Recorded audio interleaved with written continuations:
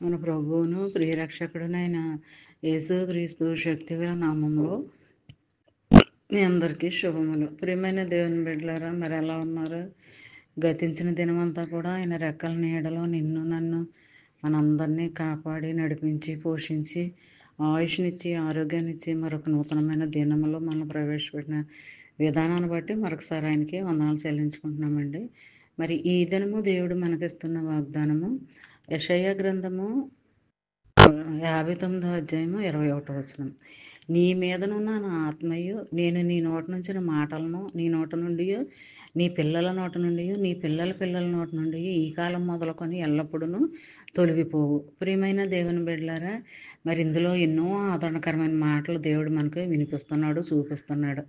మరి మరి ఆయన మాటలు, ఆయన వాగ్దానాలు, మరి ఆయన మాట్లాడేవన్నీ కూడా మరి మన నోట్లో ఉంచుతానని అంటున్నాడు, మన పిల్లల నోట్లో ఉంచుతానని అంటున్నాడు, మన పిల్లల పిల్లల నోట్లో ఉంచుతానని అంటున్నాడు.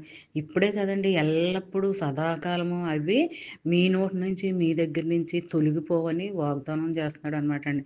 ఈ వాగ్దానం ఎత్తుపట్టుకుని మనం ప్రార్థన చేసుకోవాలి.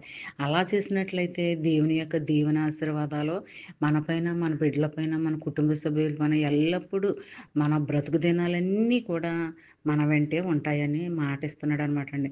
ఒక్కసారి ఆయన మాటిస్తే మాట తప్పనివాడండి. అవి ఎప్పటికైనా నెరవేర్పు అనేది కలిగిస్తాడనమాట. దాని కొరకు మనం ఎత్తుపట్టుకుని ప్రార్థన చేయాలి. ఎప్పుడు కూడా వాగ్దానాలు అనేవి ప్రార్థనలో పెట్టుకుంటూ ప్రార్థనలో ఒక భాగంగా అయిపోవాలన్నమాట. వాగ్దానం పెట్టుకుని ప్రార్థన చేయడం, అప్పుడే ఆ వాగ్దానానికి నెరవేర్పు అనేది కలిగిస్తాడనమాట అండి. మరి వాగ్దానాలకి నెరవేర్పు రావట్లేదని మనం చింతించకూడదు, బాధపడకూడదు, దిగులు పడకూడదు, వేదన పడకూడదు. మరి అలా చేయకుండా వాగ్దానాలు, చిన్న చిన్న వాగ్దానాలు అవి మనసులో పెట్టుకుని మరి అనుక్షణము కూడా ధ్యానించుకుంటూ చదువుకుంటూ అలా నడుచుకున్నట్లయితే ఆ రోజంతా నువ్వే కదా, నీ కుటుంబ సభ్యులు, నీ పిల్లలు అందరూ కూడా చేస్తున్న ప్రతి పనిలో కూడా దేవుడు నీకు తోడుగా ఉంటాడు, ఆదరణకరంగా ఉంటాడు అనమాట అండి. మరి ఎప్పుడు కూడా నేను సత్యమార్గంలో నడిపిస్తాడు, కానీ అసత్యంలోనికి ఎప్పుడు కూడా నడిపించడం. నీ వెంటే ఉంటాడు, నేను ముందుకు నడిపిస్తాడు అనమాట అండి. అది నీకు మేలుకరంగానే ఉంటుంది, కానీ శాపకరంగా ఎప్పుడూ ఉండదండి, దీవెనకరంగా ఉంటుంది.